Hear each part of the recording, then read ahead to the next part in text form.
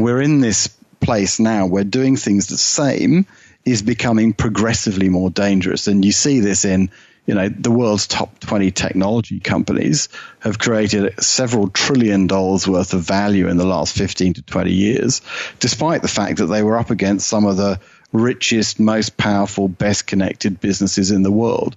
And that's because the old guard didn't deal with change. This is The Entrepreneur Way with Neil Ball. Unlocking the secrets of successful entrepreneurs 7 days a week. Subscribe to our podcast and follow us on Twitter at Neil D. Ball. Napoleon Hill said the power of the mastermind is the driving force. To discover how you can unlock the potential in your business using the power of a mastermind, go to mastermindunlimited.com. And now, here is your host, Neil Ball. Hello, it's Neil Ball here. Thank you so much for joining me today on The Entrepreneur Way.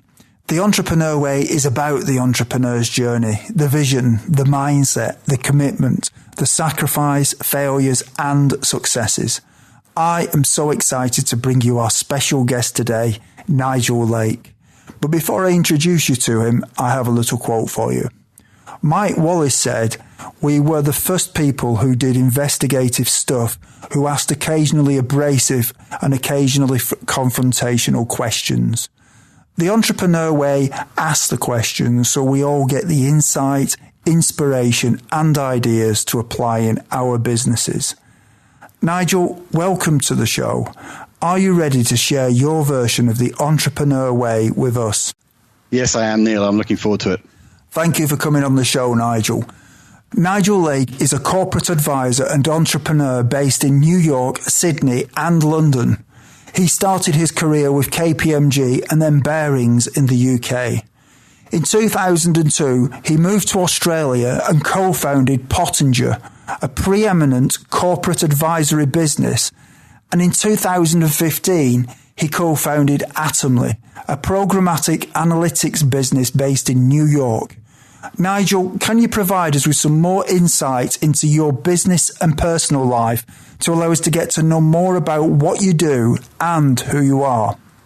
Sure. Look, I guess I started out my career in the UK and I went through a pretty conventional education. I went through the chartered accounting path with one of the big four firms in London, and then went into the world of what was once upon a time called merchant banking at a business called Barings, which was a one-time famous business long since gone, rather sadly. And again, followed a fairly conventional career until, about the year 2002, when for various reasons I moved to Australia.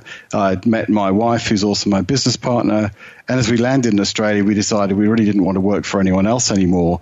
We wanted to have much more control over our own destiny and the environment we worked in and what we did and how we did it. So we took the rather bold and perhaps crazy decision to set up our own business. Your business that you've got now, can you just tell us a little bit more about it? Sure. So what we did at the first part of this journey was to set up a business called Pottinger, which is part a pure advisory business. So a little bit like the Barings of old and like businesses like Lazard and Rothschild. And part of it is a strategic consulting business. And we took two businesses which have historically operated completely separately, despite having quite overlapping skill sets that are required. And then added into that mix the whole notion of using much more robust data and analytics to create a new breed of advisory company really aimed at large companies and governments. That was kind of the first iteration. Where we are now is we've started to spin out a number of very specialist companies, and one is a data and analytics company called Atomli. And I can talk more about that later, but that's really about going beyond an advice business, which is very dependent on people, to have something which is much more of a machine and hence much more scalable. And what is it you enjoy most about what you do? For me, I think it's freedom. I think what has appealed to me in all the things I've done as someone who is self-employed or an entrepreneur, whatever you want to call it, is just the freedom to follow opportunities, the freedom to be able to do things differently, the freedom to act. When you have an idea or when an opportunity arises, you don't have 5 layers of bureaucracy to fight. You can simply decide to go and do something and make it happen. And I think that is It's an amazing luxury, and it's incredibly empowering. And what is it that drives you? I think for me, it's a variety of things. Part of it is the ability to have a real impact. To leave your clients in a place where they are just massively better off than they were before. And for me, it's not just about clients. There's a variety of things I've done over time which have been about having a wider impact, whether it's from a social point of view or an environmental point of view, where I've been able to use my network and connections and the things I understand about how the world works to make things change that might not otherwise have changed. So when you talk about having a real impact, do you give an example of how you might do that with your business? So this is an example of something very big and very bold. Mm-hmm. I've spent the last 12 or 13 years in Australia, and one of the things that Australia does not have is any good high-speed rail connectivity. So the east coast of Australia has got 3 big cities. They're about 700, 800, 900 kilometers apart. They are 2 of the world's 20 busiest air routes and 2 of the busiest over land in the world. And yet everybody in Australia thinks that the country could not possibly have high-speed rail. It would never work there. And so I've spent quite a lot of time with my partner, Cassandra Kelly, and some people in our business helping build understanding of the economics of that project at the highest levels of government in Australia, also working with some of the foreign proponents of the project to help them understand what they would need to do. And where this project lands, who knows? But there is a growing, I think, realization in Australia that actually the project is viable, could be almost entirely privately financed. And if it was built, it will be the single most influential thing on the economic development of Australia for the next 100 years. That'd be a pretty amazing achievement. Bold ambition. Who knows what happens with that? But if it comes about, I shall be very happy. Yeah. And on a sort of more personal level within your business, how have you done that? In terms of, what we've done within our company to achieve change? Yeah, well, achieved real impact, as you were talking about. I'm just thinking with clients, maybe. So in terms of clients, I tell a real life story, which is a good example of where we've also been able to use a kind of fresh approach and data. And we did some work, 3 or 4 years ago now, maybe 5, for the largest water authority in Queensland. It's called Queensland Urban Utilities. And it was being created by bringing together 5 separate water businesses into one. And we were answering the rather boring financial question around what should the capital structure of this business should be, how much equity, how much debt. So we did some very robust analytics around this, and without getting into all the grisly details, we ended up recommending a structure that was quite cautious, because there were all sorts of risks that you could demonstrate could quite realistically come to pass. Anyway, the company took that advice, and this was implemented. And then 6 months later, as many people probably recollect, there were then huge floods through Brisbane. So the whole city centre was flooded. It was a 1 in 100 year flood. It was the second one they'd had in 35 years. And as a result of our advice, the water company did not have to go back to its shareholders for more capital to pay for all the unexpected bills they had. And those shareholders were the councils that themselves were struggling to deal with the aftermath of the flood.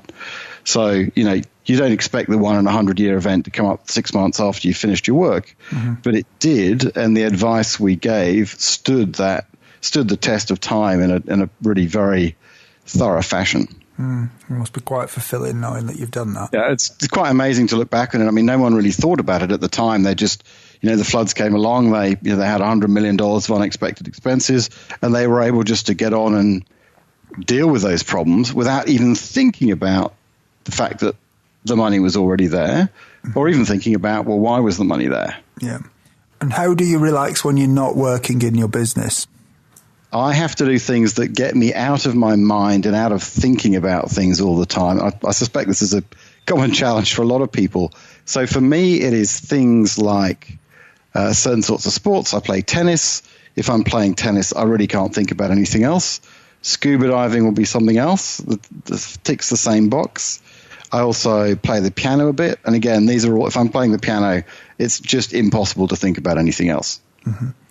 And do you have any entrepreneurial role models? It's a good question. I don't think I've got people that I look at and think, I wish I could be that person.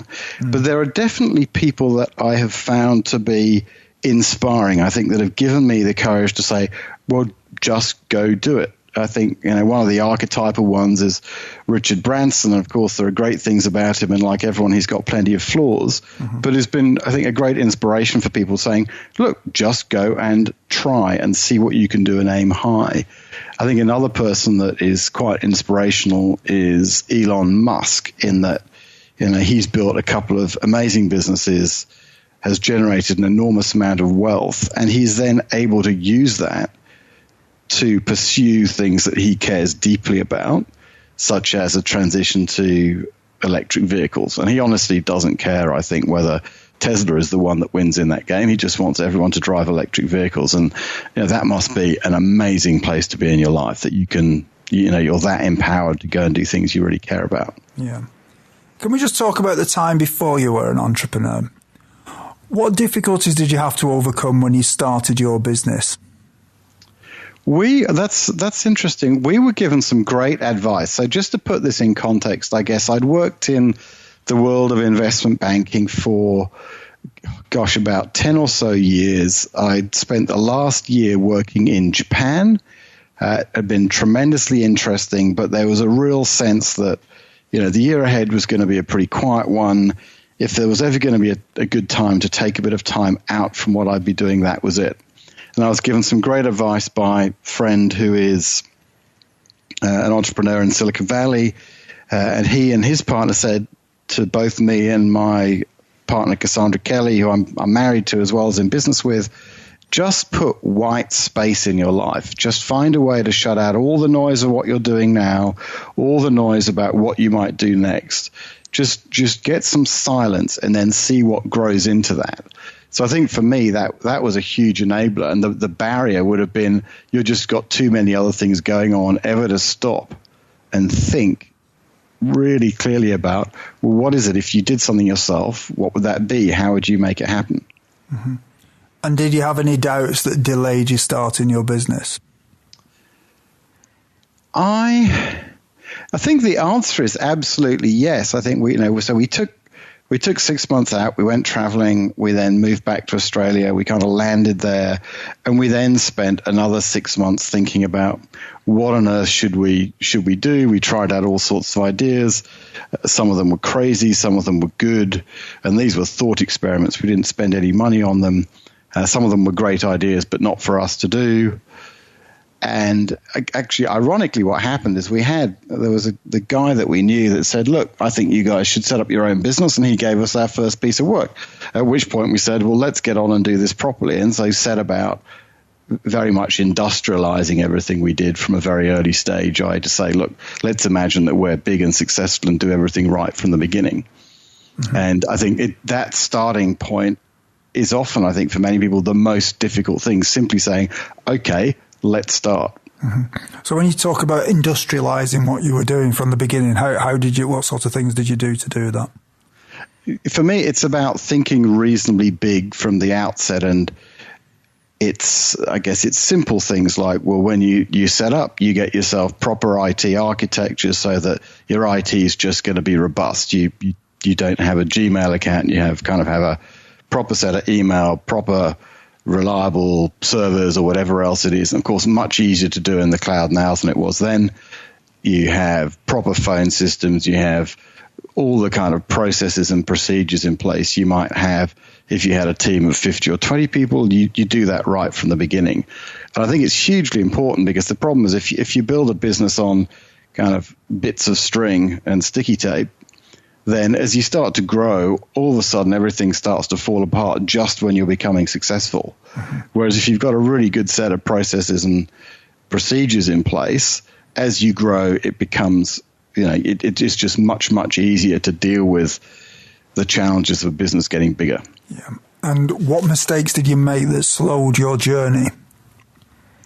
I would say, I think like lots of people, we were probably not bold enough. If I look back, one part of the story is, well, what we did was ridiculously bold because we set about to take on the biggest investment banks and the McKinseys of this world in the Australian market, armed with no local relationships when we started, which was pretty bold perhaps. Mm-hmm.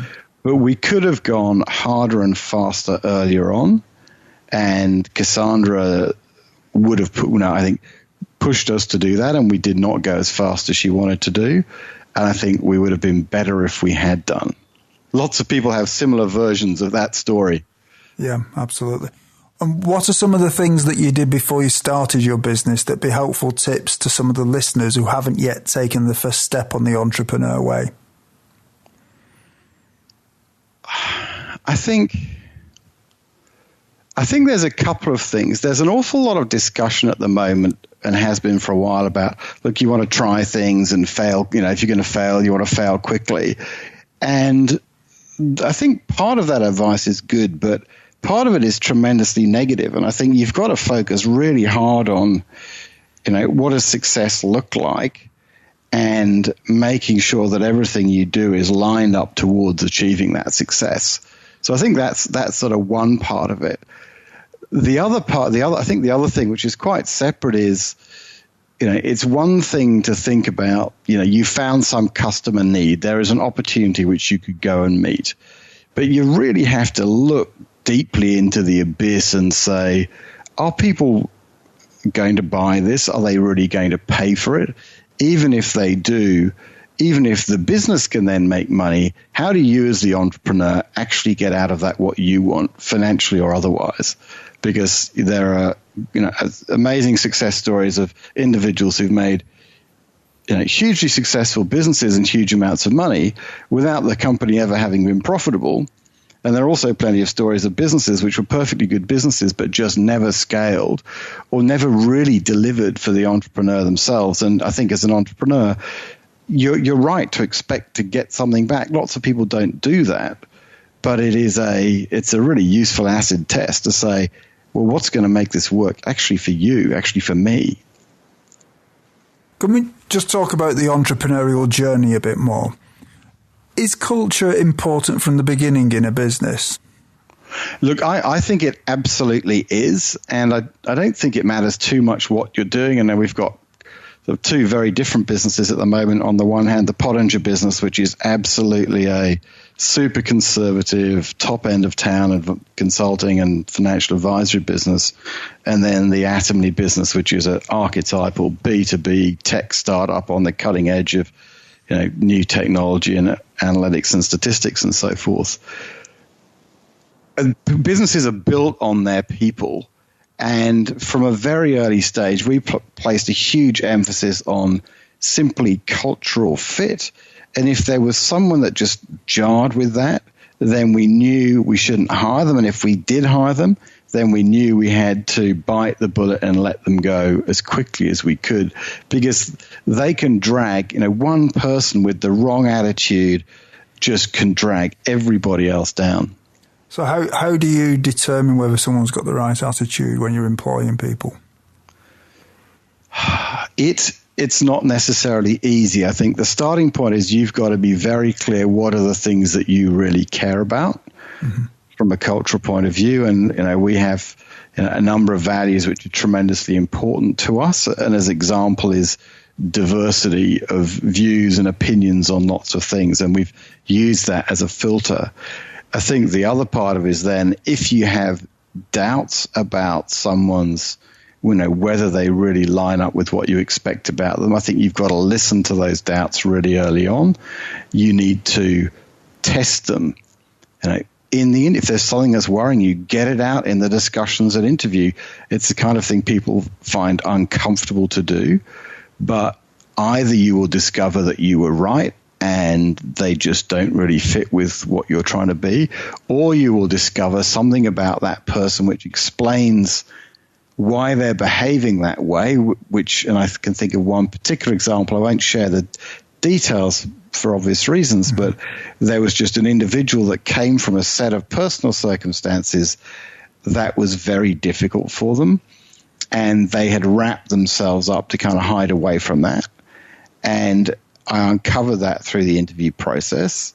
And if we can help that person kind of get beyond that, one, they'll fit massively better in our team. And secondly, they will be a way more effective person in their life because they'll be able to let go some of the baggage that I think all of us bring from our past in some way. Yeah. Knowing what you know now, is there anything that if you'd known it when you started out would have helped you to shortcut the learning curve? Yeah, I think it's the thing about being bolder at the beginning. And I know we're certainly taking that into our Atomli business. We've set really very aggressive targets for what we need to achieve as landmarks for the business's growth. We're trying to be very focused on making those happen. If we don't hit those targets, then this is where the kind of fail fast thing is going to come around for us, which is to say, well, why aren't we hitting those targets? We set ourselves 3 months to reach this point. We haven't reached it. Are we realistically going to get there in the next month? If we are, well and good. If we're not, maybe this is an experiment we just shouldn't push because we may have a great solution for someone's problem, but if they don't want to solve it, what can you do? Yeah, absolutely. And how much does gut feeling influence your decisions in your business? Oh, there's a brilliant quote about this from the founder of Netscape, which is where he says, if we've got data, let's look at data, and if all we've got are opinions, let's go with mine. I think it's a great quote, and you can understand it's partly about, look, there's data and then there's opinion. I think instinct is very important for finding opportunities, for looking outside the box, and for as a kind of radar that you really need to stay attuned to. But you then should try to find the data to back that up. And I've become more and more obsessed with the use of data in decision making. I think one of the truly shocking things is the bigger the corporate decision you're talking about, the less data is used, and the more people are simply playing a kind of boardroom version of spin the bottle. And if it's if someone's trying to buy a computer for a couple of $1,000s, they'll look at that decision really carefully. If they're trying to build a $50 billion project, it is shocking how weak the data and analysis is. If anyone's interested in that, read the Bent Flyberg book about mega projects. It's truly shocking. Anyway, I've become quite obsessed about this, and so in our business we try to make sure as far as we can that we look for data in order to back up what we're thinking, because otherwise you can sell yourself a whole story that's based on hope and mythology and so-called wisdom and experience that may actually be not worth as much as a row of beans.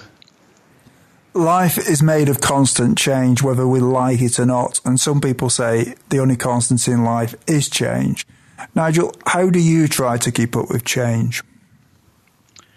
Look, this is another subject that I have become super interested in the last few years. Mm-hmm.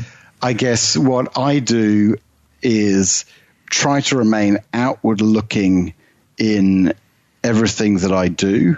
It means reading news from all sorts of random places. Twitter is still quite good in this regard. It means talking to people that are not directly relevant to my day job, because you have an interesting conversation about something that you didn't know was going to be relevant, and then either you learn something from that or it sparks a separate thought. So I think that sort of outward-looking mindset, the continuous seeking out what is new, what is different, is hugely important. And then for me, the other half of all of this is, we've all grown up in a world, not just we, but many generations of people and animals have grown up in a world where doing things the same has historically been safer than doing them differently. The animal instinct, the whole notion that the animals follow the same path to the waterhole every night at 5:00 and they don't get eaten by the lions. The difference now is that rate of change has increased over time. There is a Moore's law for rate of change, and we're in this place now where doing things the same is becoming progressively more dangerous. And you see this in the world's top 20 technology companies have created several $1 trillion worth of value in the last 15 to 20 years, despite the fact that they were up against some of the richest, most powerful, best connected businesses in the world. And that's because the old guard didn't deal with change. Yeah, I think Apple and Sony are a good example of that, aren't they? Exactly right. And then this comes to the thing in business, which is absolutely fundamental. And this is what my second book will be about, which is in business, people want a budget. They want a hard number. They want to know what is the base case, the thing that's most likely to happen. And all you really know about that number is it's never going to turn out that way. It's someone's guess at one scenario out of many. And where we have to get to in decision making in business is to say there's a whole range of outcomes that are not just possible, but could happen. And this is the case with the Queensland Urban Utilities example. We saved QUU because we took into account the effects for 1 in 100-year event, along with thousands of other things which could have happened. And we have to get in decision making to a place where we throw out the notion of a base case and say, look, there is all this change and uncertainty. How do we wrap our arms around it and make decisions which say, fine, we love the uncertainty, bring it on. Our plan is going to work well, more or less whatever happens within this range of possibilities that could quite likely turn out. Yeah. What is your favorite book on entrepreneurialism, business, personal development, leadership, or motivation? And can you tell us why you have chosen it? I'm going to have an unusual answer here, which is my Cassandra Kelly, my business partner, is in the process of writing a book which is called, very brutally, Fuck Failure. So apologies if you have to beep that out. And this is all about this kind of culture that's evolved of people getting sucked into having a go and trying, and it's all right to fail. And at a human level, we don't really want to do that. We want something that's bolder and more confident. So I am fascinated to read this book. I haven't seen anything of what's inside it as yet. I'm not a massive reader of business books, but this is one that I have to say I'm really looking forward to. Mm-hmm. Have you read any in the past? I've read some, not lots. Yeah. I guess I'd love to have more time reading, but I've not read lots and lots of business books. I think there's little ones which are, things like Who Moved My Cheese is quite interesting because it distills things down to saying effectively take ownership of your own life and don't be a passenger. Mm-hmm. But I think more of my influence has come from people than from what's written in books. So many of the books are a kind of moment of their time, and sometimes they're almost more interesting as a historical item, like In Pursuit of Excellence, which was one of the great books of the 1980s. Mm-hmm.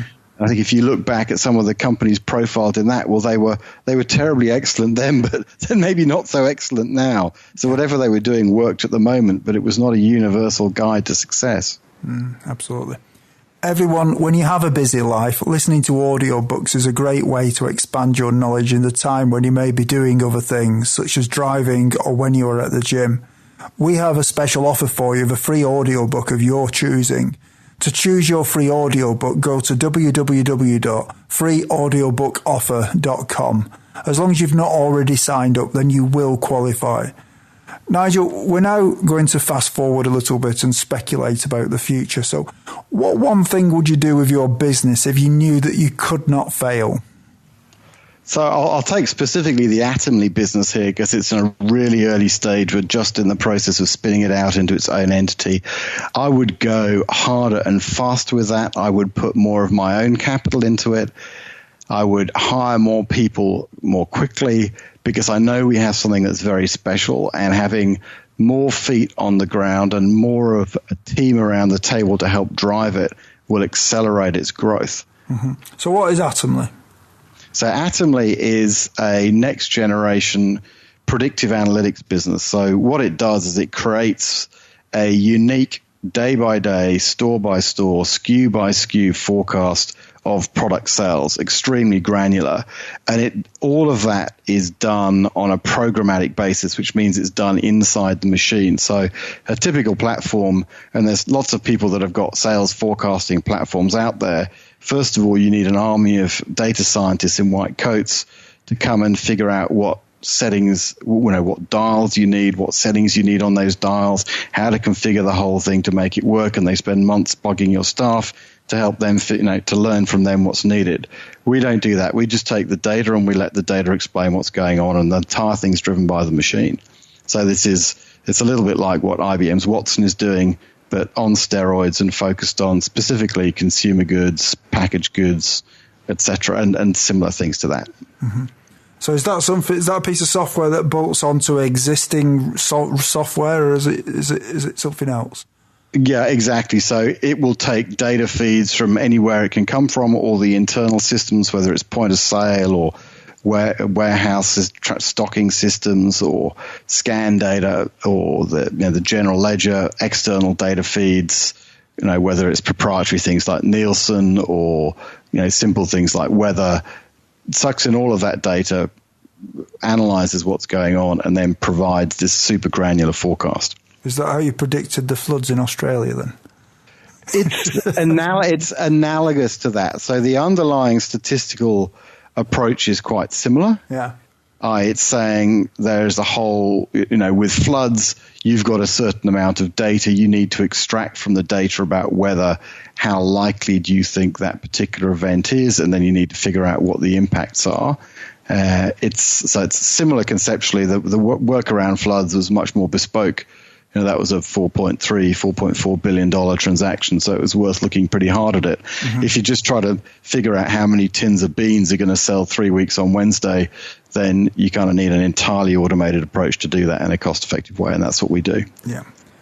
What skill, if you were excellent at it, would help you the most to double your business? I'm torn on this question. I think one part of it is simply the sales part, which is, the challenge with a B2B technology company is you have to be able to make sales at a very high level. Now, the plus is I've spent my whole career pretty much advising and working with chief executives, boards of directors, etc. So I'm very used to operating at that level. I've been doing it for 25 years. The thing I'm not, though, is an archetypal salesman. So I think if I had a little bit more of the relentless pursuit of the sale that a good salesman has, that will probably be helpful. That's one part. The other part, which is the capital raising part, and we've done lots of capital raising for our clients. We will come around soon to do a capital raising ourselves for the Atomli business, and it'll be interesting to see how we go with that. That'll clearly be a critical point in the company's development. Yeah. In 5 years from now, if a well-known business publication was publishing an article on your business after talking to your customers and suppliers, what would you like it to say? What I'd like it to say, what I'd like them to hear the customers saying is, these guys completely changed the way we think, and not just the way we think, the way we actually act. They've allowed us to put our arms around all the uncertainty in the world, and now we think that uncertainty is great and it powers our business. I think if that, for me, is the absolute essence of what we're trying to do. And that's true, whether it's the Pottinger business and advice at the very top end of big companies, or the Atomli business, which is at the much more prosaic level of forecasting of sales volumes. We're now at the part of the show where you share 3 golden nuggets with us. So, Nigel, what is your favourite quote and how have you applied it? The thing that I have found most useful is a quote that came from, I don't know that it's from anyone famous, but I took it away from a negotiating skills course I did, 5, 6, 7 years ago. And that's the wonderful old advice in every negotiation in life, which is give them what they want on your terms. And there's all sorts of times when you're trying to make a sale or you're trying to get something and the other party just doesn't quite want to deliver what you want. If you can sit back and say, well, what is it they really want? How can I give them what they're after in a way that works for me? It's just been time and again really liberating and breaking through some of those kind of difficult discussions or negotiations you have. Works hugely well in your personal life too. Yeah, I like that. Do you have any favourite online resources that you can share with us?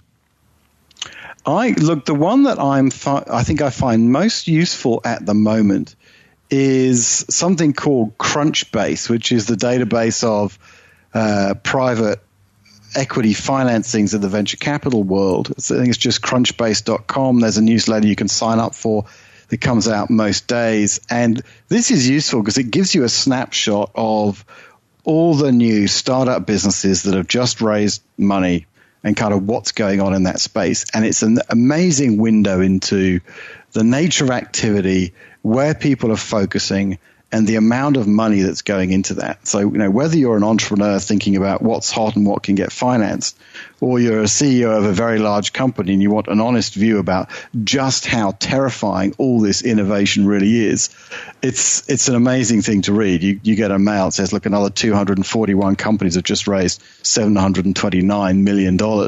It's insane. It's really quite fascinating to follow. And what is your best advice to other entrepreneurs? I've been thinking about this quite hard and have reflected back over the journey that I've been on.